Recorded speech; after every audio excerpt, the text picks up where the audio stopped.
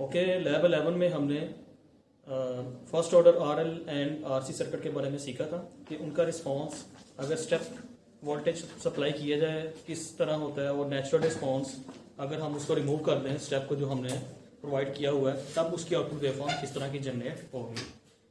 अब इस लैब में हम एल एंड सी दोनों का सीरीज और पैरेलल कॉम्बिनेशन, ये दोनों सर्किट के अंदर कंबाइन होकर आएंगे। इस केस में हमारे पास रिस्पांस किस तरह का होता है, स्टेप भी देखेंगे हम, नेचुरल रिस्पांस भी इसका चेक करेंगे। दो किस्म के सर्किट आपके पास लैब मैनुअल के अंदर गिवन होंगे। ये एक सर्किट मैंने आप लोगों को आपके सामने शो किया हुआ है, इसमें जो आर एल एंड सी है इसका सीरीज कॉम्बिनेशन होगा, और सेकंड जो हमारे पास सर्किट है उसमें एल और सी का हम कंबाइन पैरेलल सर्किट यूज करेंगे। इसमें आप लोग देख सकते हैं इंडक्टर और कैपेसिटर आपस में पैरेलल है। इस केस में भी सेम फिनोमेना जो है step natural and step response check करने का है कि हम फंक्शन जनरेटर से एक स्केयर वेवफॉर्म प्रोवाइड करेंगे और देखेंगे कि जैसे ही स्केयर वेवफॉर्म की आउटपुट 1 होती है या 5 वोल्ट या 10 वोल्ट जो भी हमने वोल्टेज जनरेट किया हुआ है, उस केस में किस तरह का रिस्पांस है। जैसे ही स्केयर वेवफॉर्म की वोल्टेज 0 हो जाती है, तब हमारे पास जो रिस्पांस है, जो कि जिसको हम नेचुरल रिस्पांस भी कहते हैं, उस केस में आउटपुट वेवफॉर्म किस तरह होती है। इस सर्किट में हम लोग वोल्टेज अक्रॉस कैपेसिटर ही लेंगे, और इस पैरेलल सर्किट में भी हम voltage across parallel across the capacitor, inductor भी है, सेम वोल्टेज होगा, वो यूटिलाइज करेंगे। इसमें चूंकि आपके पास एल एंड सी दोनों ही कंपोनेंट्स यूज हो रहे हैं, तो आपके पास जो ऑर्डर होगा सर्किट का वो सेकंड ऑर्डर होगा। सेकंड ऑर्डर क्यों कह रहे हैं हम इसे, आपके पास जो इक्वेशन बनेगी, फॉर एग्जांपल ये इक्वेशन आपके पास इस सर्किट के लिए बनाई गई है, थ्योरी में आप लोगों ने पढ़ा हुआ है, मैं ज्यादा इसकी डिटेल में नहीं जाऊंगा। ये देख सकते हैं आप लोग, आपके पास जो इक्वेशन है डिफरेंशियल इक्वेशन है, उसका जो ऑर्डर है वो सेकंड है। दैट्स व्हाई हम इसको सेकंड ऑर्डर आरएलसी सर्किट इस केस में कहते हैं। अब इसी की इक्विवेलेंट इक्वेशन जो कि एस डोमेन में है, किसी भी इस जनरल फॉर्म को इस तरीके से रिप्रेजेंट कर सकते हैं सेकंड ऑर्डर इक्वेशन को क्वाड्रेटिक इक्वेशन से। अब इस केस में अगर मैं अल्फा निकालना चाहूं, अगर इन दोनों को इक्वेट करें, अल्फा की वैल्यू जो आपके पास आएगी इस सर्किट के लिए 1/RC, आपके मैनुअल के अंदर भी हमने डिफाइन किया है, थ्योरी में भी आप लोगों ने देखा होगा। इस अल्फा की वैल्यू को आप कहते हैं नेपर फ्रीक्वेंसी। ये आपके पास पैरेलल सर्किट के लिए निकाली गई है। इसी तरह अगर हम इसकी भी डिफरेंशियल इक्वेशन बनाएं सीरीज आरएलसी सर्किट की, और उसकी नेपर फ्रीक्वेंसी निकालें, तो वो आपके पास R/2L होगी। इसके अलावा अब ओमेगा स्केयर है यहाँ पे, या W स्केयर है, और 1/LC यहाँ पे है। तो अगर मेगा की वैल्यू आप निकालना चाह रहे हैं, तो आपके पास 1/√LC होगी। ये आपके पास जिस फ्रिक्वेंसी को रिप्रेजेंट करता है उसको हम कहेंगे रेडियन फ्रिक्वेंसी को ये रिप्रेजेंट करेगा। अब क्वेश्चन ये है कि ये निकालने की हमें जरूरत क्यों पेश आई, ये दोनों वैल्यूज नेपर फ्रिक्वेंसी और रेडियन फ्रिक्वेंसी। एक्चुअली हम अपना सर्किट के रिस्पांस को डिफाइन करना चाह रहे हैं कि कोई ऐसी हमारे पास टर्म हो जिसको हम यूज करते हुए सर्किट का रिस्पांस बता सकें वो किस तरह का होगा। फॉर एग्जांपल इन दोनों सर्किट के अंदर आप लोग देखेंगे कि 3 किस्म के हमारे पास रिस्पॉन्सेज होते हैं। ओवर डैम्प्ड होता है, क्रिटिकल डैम्प होता है, और अंडर डैम्प्ड होता है।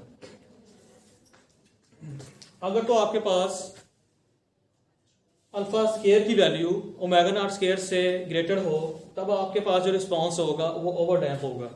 मैं आपको वेवफॉर्म से एक्सप्लेन करूंगा कि ओवर डैम्प रिस्पांस हमको किस तरह की वेवफॉर्म को कह रहे होते हैं।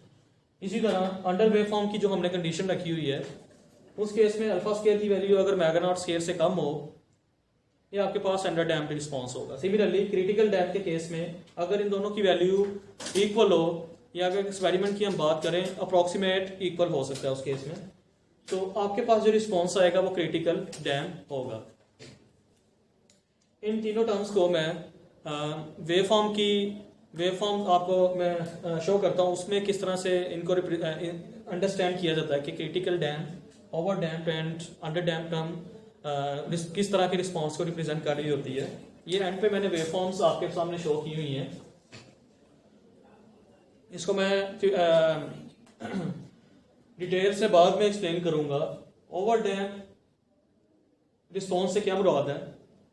ये मैंने कैपेसिटर लेट्स सपोज कैपेसिटर आपके पास चार्ज हो रहा है, अब ये चार्ज हो रहा है, एक्सपोनेंशियली राइज हो रही है वेव फॉर्म। अगर तो आपके पास कोई ऑसिलेशन नहीं आ रही, ये देखें बहुत स्मूथ जा रही है आपके पास वेव फॉर्म और डायरेक्ट अपनी मैक्सिमम वैल्यू पे पहुंच गई है, तो इस तरह के रिस्पॉन्स को हम कहते हैं ओवर डैम्प रिस्पॉन्स होगा। इसके अलावा अगर तो एक स्मॉल ओवरशूट आए इसके ऊपर और फिर उसके बाद स्टेडी हो वैल्यू, तो इस तरह के रिस्पॉन्स को आप क्रिटिकली डैम्प करते हैं। कंडीशन मैंने लिखी हुई है। अंडर डैम्प रिस्पॉन्स में क्या होगा, आपके पास ओवरशूट भी आएगा और कुछ स्मॉल ऑसिलेशन भी आएंगे, उसके बाद आप लोग देख सकते हैं वेवफॉर्म जो होगी आपके पास स्टेडी होगी। इस तरह के रिस्पॉन्स को आप कहेंगे अंडर डैम्प। एक्चुअली अब क्वेश्चन ये है कि इस तरह के रिस्पॉन्स जो है किन किन वैल्यूज पे डिपेंड कर रहा होता है या किसकी वजह से आ रहा होता है। आपके पास मैंने ये 3 कंडीशंस बताई थी, अगर ये कंडीशन मीट हो जाए तो आपके पास इस तरह का रिस्पॉन्स होगा। अब हम देख सकते हैं कि ये जो कंडीशंस हैं, अगर अल्फा की देखें ये 1/RC, it means resistance capacitor. अगर मेगा नॉट को भी देखें वो भी इंडक्टेंस और कैपेसिटर इसके अंदर यूज हो रहे हैं फार्मूले के अंदर। इट मींस हमारा जो रिस्पॉन्स है कि अंडर डैम्प होगा, ओवरशूट अंडर डैम्प होगा, क्रिटिकल डैम्प होगा या आपके पास क्रिटिकली डैम्प होगा, वो डिपेंड करता है कि आपके पास रेजिस्टर, इंडक्टर और कैपेसिटर की वैल्यू क्या है। तो उसकी बेस में ये कंडीशंस हम देखेंगे, चेक करेंगे इन वैल्यूज को ही यूज करते हुए कि आपके पास कौन सी कंडीशन मीट कर रही है। ये जो जब मैं मैनुअल डिजाइन कर रहा था, अब चूंकि मैं चाह रहा था कि सिर्फ एक वैल्यू मुझे चेंज करते हुए पता चले कि हमने मेन मकसद तो हमारा यही था कि हम रिस्पॉन्स हमने चेक करना है, तो मैं एक ही वैल्यू को चेंज कर रहा हूँ, बाकी मैंने फिक्स रखी हुई हैं ताकि तीनों रिस्पॉन्सेज आपके पास आ जाएं। फॉर एग्जांपल अगर मैं इस रजिस्टर की वैल्यू को भी चेंज कर दूँ तब भी इन कंडीशंस ये कंडीशंस मीट हो सकती हैं, क्योंकि रेजिस्टेंस का इफेक्ट अल्फा के ऊपर हो रहा है। तो अगर आप अल्फा की वैल्यू को चेंज करें या वेरी करें तो इट मीन्स आप तीनों रिस्पॉन्सेज चेक कर सकते हैं।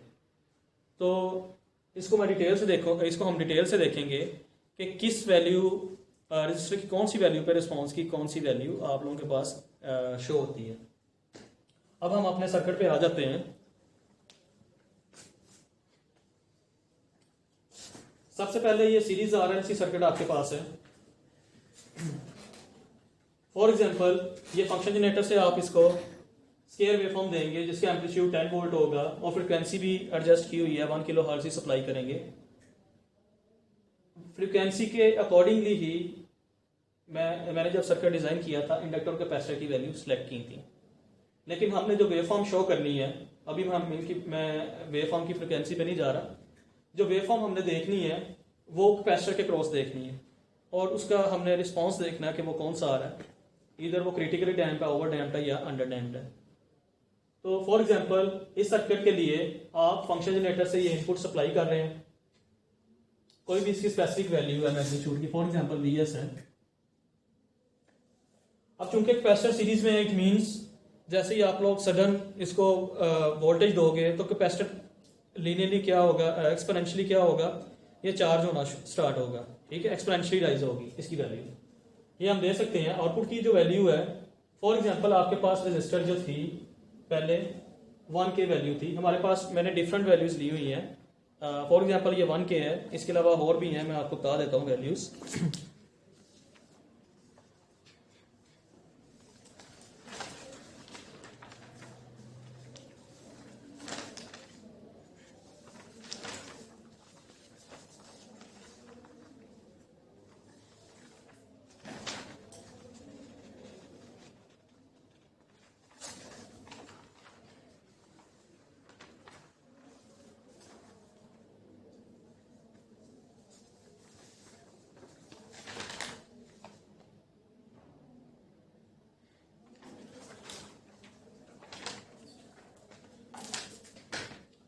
टू के वैल्यू 2K के लिए मैंने डिजाइन किया हुआ, तो पहले 2K ले लेते हैं वैल्यू।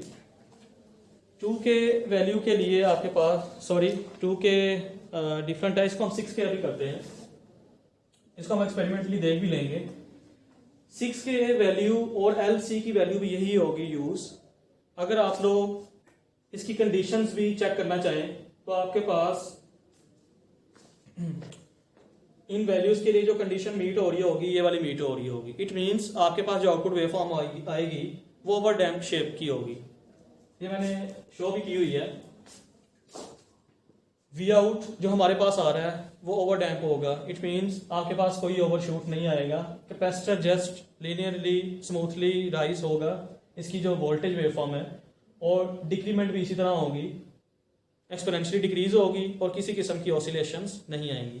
अगर हम रेजिस्टर की वैल्यू को चेंज करें, फॉर एग्जांपल मैंने नेक्स्ट वैल्यू जो यूज की हुई है मैनुअल के अंदर वो 4K है।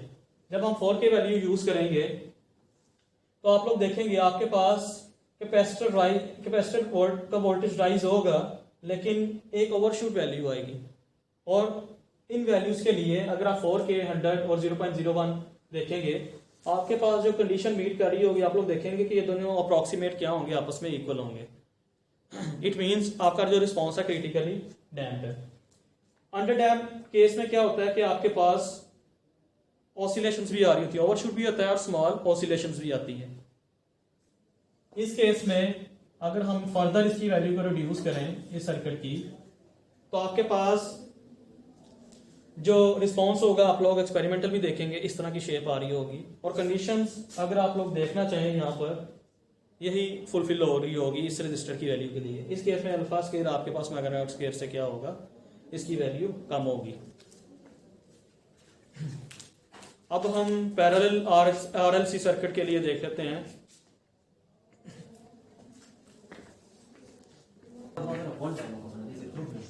ओके, अभी ये पैरेलल आरएलसी सर्किट के बारे में हम लोग देख लेते हैं। इस सर्किट में जो आपके पास आउटपुट वेवफॉर्म जो होगी उसका रिस्पांस देखना है कि स्टेप और नेचुरल रिस्पांस किस तरह का होता है। ये मैंने सब वेवफॉर्म अब आपको पैरेलल आरएलसी सर्किट के लिए शो कर दी हैं। इस केस में वोल्टेज की वैल्यू जो होगी, चूंकि इंडक्टर पैरेलल में आ गया और हमें यह भी पता है कि इंडक्टर के क्रॉस वोल्टेज जो एवरेज वैल्यू क्या होती है, 0 होती है। इट मींस आउटपुट वोल्टेज की वैल्यू जीरो वोल्ट को क्या करेगी, फॉलो करेगी।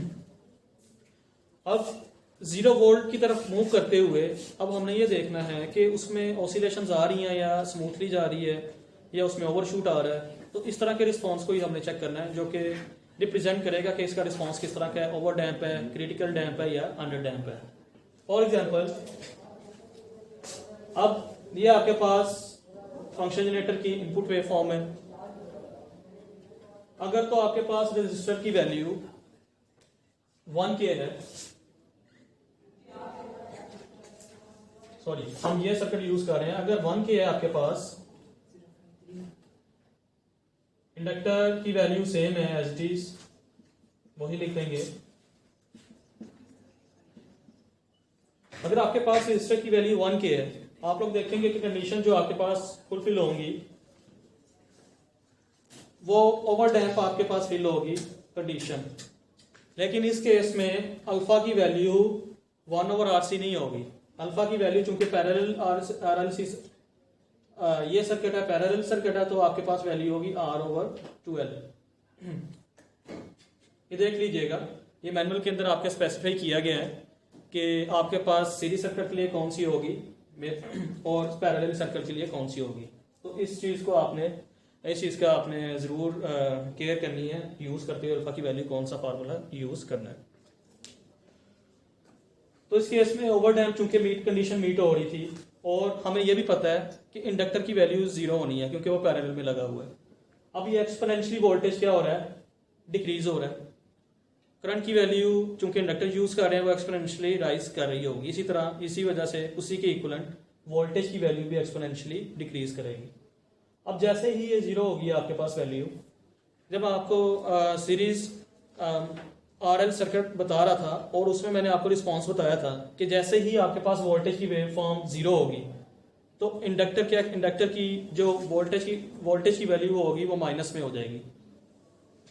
अब सेम माइनस में हो रही है और डिक्रीज होती है, फिर ये 0 तक जाएगी। इसी तरह जब नेक्स्ट साइकिल स्टार्ट होगा तो इसी तरह की शेप दोबारा आपके पास जनरेट होगी, हम लोग देखेंगे। अब क्रिटिकली डैम्प में क्या होता है, ये तो 1 के रजिस्टर के लिए वैल्यू थी। अगर आप रजिस्टर की वैल्यू फर्दर चेंज करें, फॉर एग्जांपल अगर आप 3 के यूज कर रहे हैं, कंडीशंस आपके पास जो मीट होगी इस केस में वो क्रिटिकल डैम्प की होगी कंडीशन मीट, और आपके पास आप लोग शेप देखेंगे इंडक्टर की वैल्यू स्मूथली जीरो नहीं जाएगी, ये एक्सपोनेंशियली डिक्रीज हो रही है, लेकिन आपके पास एक अंडरशूट आएगा, उसके बाद जीरो होगी वैल्यू। सिमिलरली जब माइनस के केस में वोल्टेज होंगे जनरेट, तब भी ये डायरेक्ट जीरो नहीं जाएगी, पहले एक स्मॉल ओवरशूट आएगा, क्योंकि रिस्पॉन्स इसका क्या है, क्रिटिकल डैम्प है। अब अगर हम फर्दर रेजिस्टेंस की वैल्यू चेंज करें, फॉर एग्जाम्पल मैनुअल के अंदर मैंने डिजाइन वैल्यू भी डाली हुई है यहाँ पर, अगर आप लोग 6K की वैल्यू अगर यूज कर रहे हैं, इस केस में भी आप लोग देखेंगे कंडीशन जो आपके पास फुलफिल होगी, जो मैंने आप लोगों को पहले बताया हुआ है, वो आपके पास होगी अंडर डैम्प कंडीशन मीट होगी। अंडर डैम्प से जाहिर है कि आपके पास डैम्पिंग ज़्यादा स्ट्रिक्ट नहीं हो रही, बहुत कम हो रही है, कि मीन्स आपके पास ऑसिलेशंस आएंगी सर्किट के अंदर, जो कि देखा भी जा सकता है। आपके पास वोल्टेज वेवफॉर्म जीरो होने से पहले अंडरशूट तो आया ही है, फिर उसके बाद एक स्मॉल ऑसिलेशन आई है, उसके बाद रिस्पॉन्स आपके पास क्या हुआ है, स्टेडी स्टेट हुआ है। सिमिलरली जब आपके पास वोल्टेज माइनस में था, तब भी वोल्टेज की वेवफॉर्म डायरेक्ट जीरो नहीं हुई, सबसे पहले एक ओवरशूट आया, उसके बाद आपके पास स्मॉल ऑसिलेशन आई है, फिर उसके बाद क्या हुई है, जीरो हुई है। इसीलिए इस तरह के जिसमें स्मॉल ऑसिलेशंस आ रही हो, इस तरह के रिस्पॉन्स को आप कहते हैं कि आपके पास अंडरशूट ये रिस्पॉन्स है। अब हम प्रैक्टिकली इसको देखेंगे, फंक्शन जनरेटर यूज करते हुए ऑसिलोस्कोप में इसकी वेवफॉर्म देखेंगे, और मैं रजिस्टर की वैल्यू चेंज करता रहूंगा और रिस्पॉन्स उसका दिखाऊंगा आपको कि अंडरशूट क्रिटिकल डैम्प किस तरह का आ रहा है, ओवर डैम्प किस तरह का आ रहा है, और अंडर डैम्प रिस्पॉन्स किस तरह का आ रहा है। इसी तरह की वेवफॉर्म जो मैंने आप लोगों को शो की हुई है, वो आप लोग ऑसिलोस्कोप में भी देखेंगे। ओके, अभी इस लैब में चूंकि हम RLC सर्किट मैंने बताया था, इसका स्टेप एंड नेचुरल रिस्पॉन्स देखेंगे। 2 सर्किट से RLC सर्किट, एक सीरीज सर्किट था हमारे पास और एक पैरेलल था। पहले हम सीरीज सर्किट में जाते हैं। इसमें रजिस्टर, ये इंडक्टर है हमारे पास, और कैपेसिटर है, ये आपस में सारे क्या हैं, सीरीज में। सीरीज सर्किट का देखते हैं और इनका रिस्पॉन्स देखते हैं। और मैंने आपको बताया था कि मैं रजिस्टर की वैल्यू चेंज करूंगा और रिस्पॉन्स भी इससे वेरी करेगा, वो भी हम इसको वेरीफाई करेंगे। सो मैंने इनपुट वेवफॉर्म जो कि फंक्शन जनरेटर से प्रोवाइड की हुई है, आप लोग देख सकते हैं। मुझे 1 किलोहर्ट्ज़ फ्रिक्वेंसी ही शो करनी थी और 10 वोल्ट पीक टू पीक देनी थी, जो कि इनकी हमारे पास स्क्रीन पे भी मेंशन है, वही हमने इसको प्रोवाइड की हुई है। ऑसिलोस्कोप में भी जब मैंने लास्ट टाइम आपको प्रीवियस लैब में दिखाया था, वेरीफाई करवाई थी, तो स्केयर वेव हमारे पास जनरेट होती है इस फंक्शन जनरेटर से, वही हमने सेलेक्ट की हुई है। तो ये हमारे पास इनपुट वेवफॉर्म दी हुई है। अब आउटपुट जो थी, जब मैं आपको इंट्रोडक्शन दे रहा था, हमने कैपेसिटर के क्रॉस आउटपुट उसकी चेक कर रहे थे। तो ऑसिलोस्कोप में अब मैं आउटपुट आपको कैपेसिटर की शो करवाता हूँ। ये जो वैल्यू मैंने लगाई हुई है, सबसे पहले 2.2 के या 2K की इक्वल है जो वैल्यू, 2K रजिस्टर यहाँ पे यूज़ कर रहे हैं।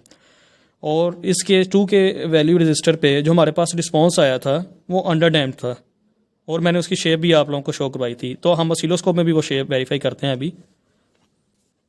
अब आप लोग देख सकते हैं कैपेसिटर चार्ज हो रहा है, लेकिन चार्ज होने से पहले ओवरशूट भी आ रहा है और एक माइनर नीचे ऑसिलेशन भी आ रही है, उसके बाद स्टडी हो रही है वैल्यू। सेम जब ये नेचुरल रिस्पॉन्स भी इसी तरह का है, जैसे ही स्टेप वेवफॉर्म जीरो हुई है, कैपेसिटर डिस्चार्ज होते हुए टाइम ले रहा है, लेकिन अंडरशूट आया, उसके बाद स्मॉल ऑसिलेशन आई है, और फिर उसकी वैल्यू क्या हो रही है, स्टेडी स्टेट हो रही है। तो इस तरह के रिस्पॉन्स को हम कहते हैं ये अंडर डैम्प्ड रिस्पॉन्स है हमारे पास। अब मैं आपको रजिस्टर की वैल्यू चेंज करूंगा और फिर देखेंगे कि किस तरह का हमारे पास रिस्पॉन्स आता है। अब मैंने इस सर्किट में ये रजिस्टर जो था मेरे पास, मैंने इसको 2K की बजाय 4K की वैल्यू यूज़ कर रहा हूँ। अब मैं जैसे ही इनपुट सप्लाई करूँगा और ऑसिलोस्कोप में अब इसकी हम आउटपुट देखेंगे कि किस तरह की शो हो रही है।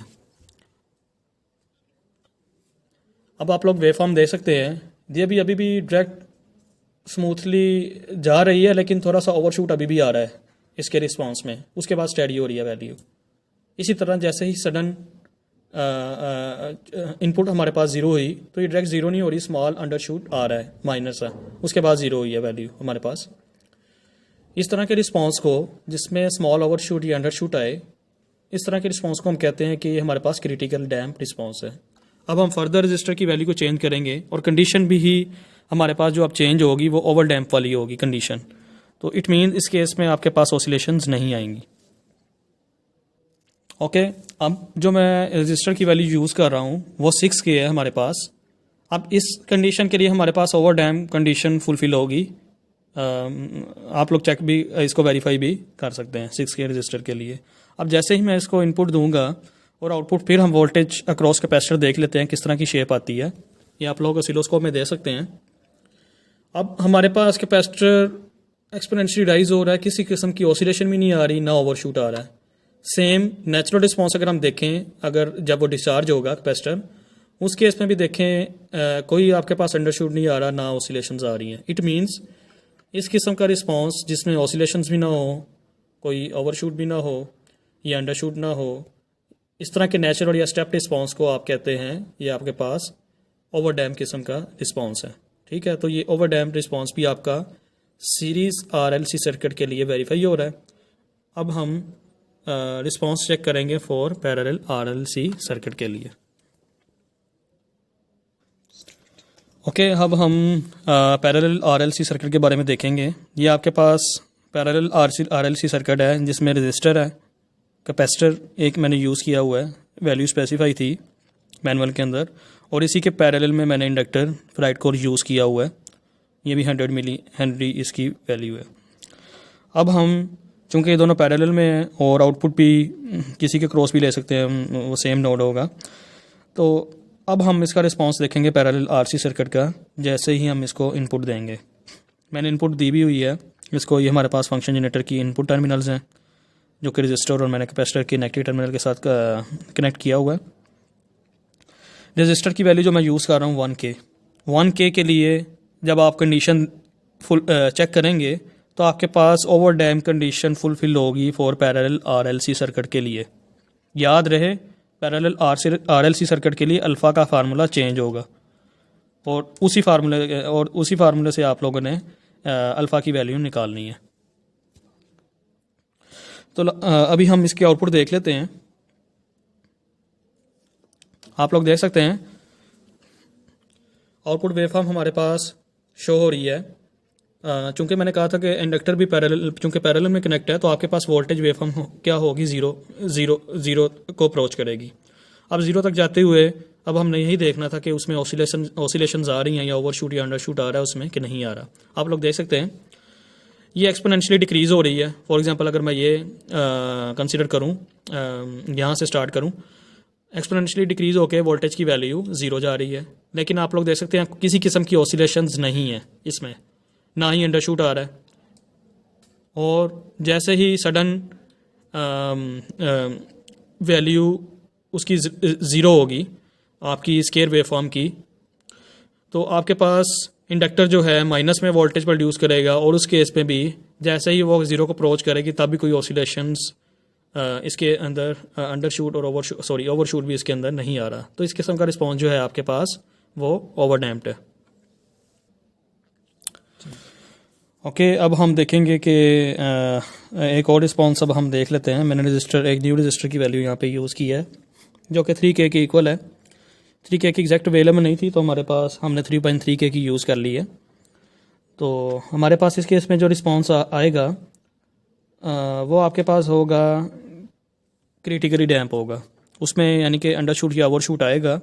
ऑसिलेशंस आएगी भी तो बहुत माइनर होगी। ये आपके पास रिस्पॉन्स है जो कि ऑसिलोस्कोप स्क्रीन में आप लोग देख सकते हैं। इस केस में एक्सपोनेंशियली डिक्रीज तो हो रही है वैल्यू, लेकिन 0 तक जाते हुए उसमें एक स्मॉल अंडरशूट आप लोग देख सकते हैं, स्मॉल अंडरशूट शो हो रहा है। तो उसके बाद वो क्या हो रही है, स्टेडी हो रही है वैल्यू। इस तरह के रिस्पॉन्स को फॉर पैरेलल RC सर्किट में इस तरह के रिस्पॉन्स को आप कहते हैं कि ये आपके पास क्रिटिकली डैम्प है रिस्पॉन्स। अब हम फर्दर रजिस्टर की वैल्यू मैं चेंज करूंगा, फिर देखेंगे कि आपके पास ओवर डैम्प एक और रिस्पॉन्स रह गया जो आपके पास अंडर डैम्प्ड है, वो किस तरह का होगा। इट मीन्स उसमें ऑसिलेशंस बहुत ज़्यादा होंगी। अब मैंने एक न्यू रजिस्टर की वैल्यू जो कि 6K के इक्वल है हमारे पास, 6.1 मैं यूज़ कर रहा हूँ जो कि क्लोज वैल्यू थी। अब इस वैल्यू के लिए आप लोग रिस्पॉन्स देखेंगे, इसमें ऑसिलेशन ज़्यादा आएंगी और ये रिस्पॉन्स जो होगा हमारे पास अंडर शूट होगा। अगर मैं इनपुट इसको अब दूँ और आउटपुट इसकी देखूँ, ये फंक्शन जनरेटर ऑसिलोस्कोप में मेरे पास जो वेवफॉर्म शो हो रही है आप लोग देख सकते हैं। कोई भी अगर मैं वेवफॉर्म यहाँ से स्टार्ट लूँ,